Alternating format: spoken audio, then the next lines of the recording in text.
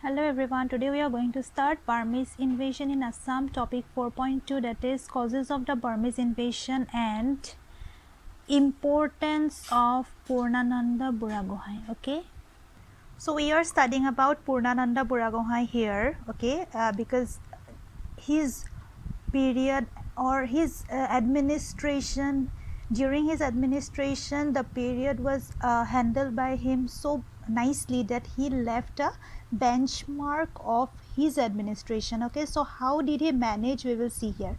So during this period, during the Maumoriya rebellion, Gaurinath Singha, he flew to Guwahati. Actually he escaped to Guwahati from his capital Rangpur. Okay, so this Ahom kingdom, when the ruler flew away, then the kingdom was under whose charge? Purnananda Buragohain's charge.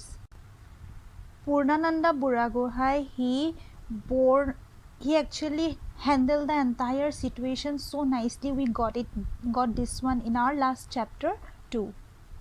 So although Purnananda Buragohain his nature was arrogant and despotic means like dictatorship, okay, like autocratic ruler, his arrogant nature, people did not like him, okay, but because of his efficiency and all powerful nature, he could maintain peace and order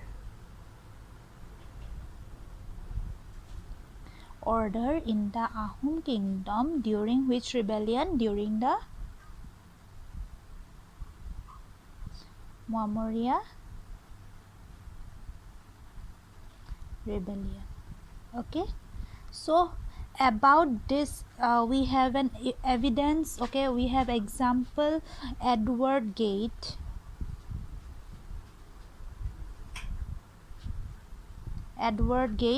Mentioned, okay, he actually opined, in his opinion we find this, that during this Maumoriya rebellion, Purnananda Buragohain relentlessly, that means he was so deeply involved, and he was a great force to stop the Maumoriya rebellion. Okay, ultimately we have seen that how what efficiency or what kind of diplomatic skills he had used to stop the Maumoriya rebellion. Just because he was the chief administrative head, okay, so he was the minister of Ahom ruler, okay, chief administrative head, okay, he was not just like other ministers, he was the chief. So by virtue of this he could maintain peace and order. But now the question comes whether as he maintained peace and order, whether he could strengthen the Ahom monarchy. That was the question, because we have seen the economic condition deteriorating, okay, economic condition was deteriorating, was going down, okay, people's lives were becoming bad. So whether his policies, we will study his policies, okay, whether his policies were useful or were helpful in making these conditions good, that we will study here. Okay, so during Purnananda Buragohain's long tenure, he adopted some stern measures that we will discuss here. Okay,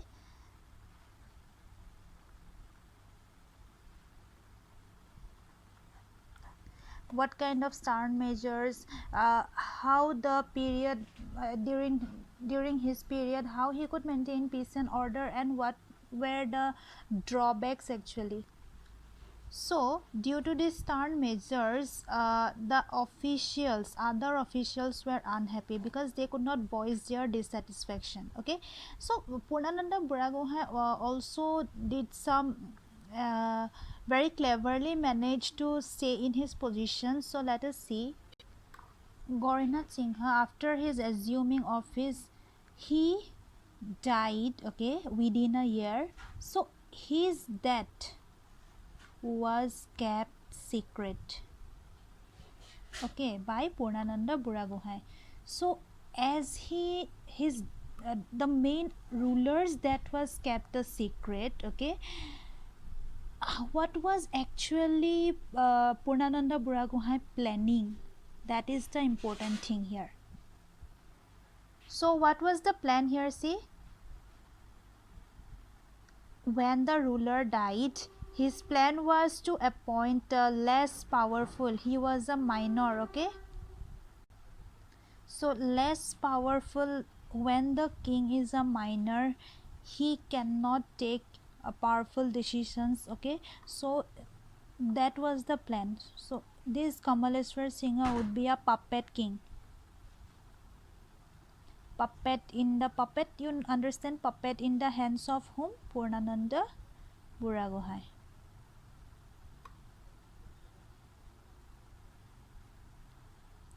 So this was the strategy that Purnananda Buragohain maintained his position so nicely. That means by using these clever techniques. So that is why, did he actually work for the strengthening of the Ahom kingdom? That is one question, okay. Did he actually work for this? So we have already seen that he has adopted stern measures, and due to which the officials were unhappy, okay, and the people's economic condition deteriorated. Understood? So these were the tactics of Purnananda Buragohain. So we are knowing him, who is Purnananda, through his activities, okay. So when again Kamaleswar Singha died in the year 1810, again this tactic was same. See, like him, like Kamaleswar Singha, again one minor was appointed to the throne. That means the same technique he was applying, okay. That minor's name was what? Chandrakanta Singha, okay. Now see, these kind of tactics were, this kind of autocratic, despotic and arrogant nature was not liked by the people and also the officials. So during this period, okay, during the reign of Kamaleswar Singha itself, a leader named Panimua, okay, he started the rebellion against Purnananda Buragohain, and that rebellion was itself known as Panimua rebellion, okay. It was against the Buragohain. People hatched conspiracy to remove the Buragohain from his position. Understood? So this Panimua rebellion was, however, not successful. It was suppressed with strong hands. So as Chandrakanta Singha, he grew up, okay, he has started becoming friends with Satram, okay. He was also given the post of a officer. That official post name is Saringya Fukan. Listen carefully. And Saringya Fukan was given to sit near the king, okay. Why his friendship grew with Satram? The king's friendship grew with Satram, okay. And this appointing him Saringya Fukan and giving him so much power had also repercussions, but actually why he started friendship with Satram, it was because he started disliking Purnananda, okay, Purnananda Buragohain. So when he was given so much of power, he was appointed as Saringya Fukan and given to sit near the king. This is a very big thing, sitting near the king, okay. So what happened at last? He became very arrogant, and this was one of the characteristics of Purnananda Buragohain also. He was also arrogant, okay. Because after assuming so much of power, it is a nature, okay, that grows inside a human being, okay. If we don't suppress this kind of nature, it will grow inside us, and this kind of arrogance also grew inside Satram, okay. He grew arrogant. He did not obey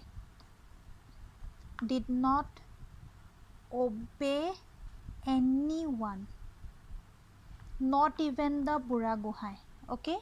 He did not obey anyone, and also he wanted to assume the powers of Buragohain, assume the powers of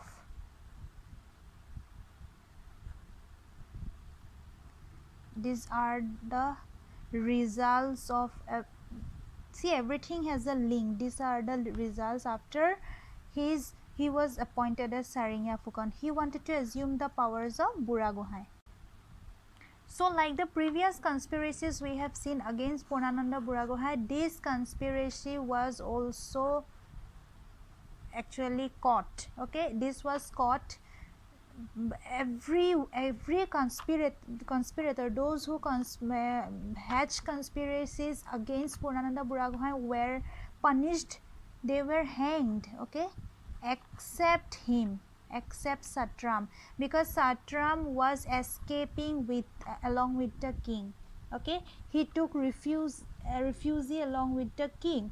But what happened? He was banished from Namrup, okay. He was banished from Namrup, okay. At last, finally, he was killed by Naga miscreants. That means those Naga people, those who were very strong people and those very fearful people, they killed the Sarinya Fukan Satram, okay, Naga people. So this was how powerful Purnananda Buragohain was. In the next class, we will study the relationship between Purnananda Buragohain and Badan Chandra Borfukan, okay. So Badan Chandra Borfukan, we have seen how he in Lower Assam he was the Borfukan, and in Upper Assam Purnananda Buragohain was there. So in our last class we have seen a kind of relationship between the two officers, okay.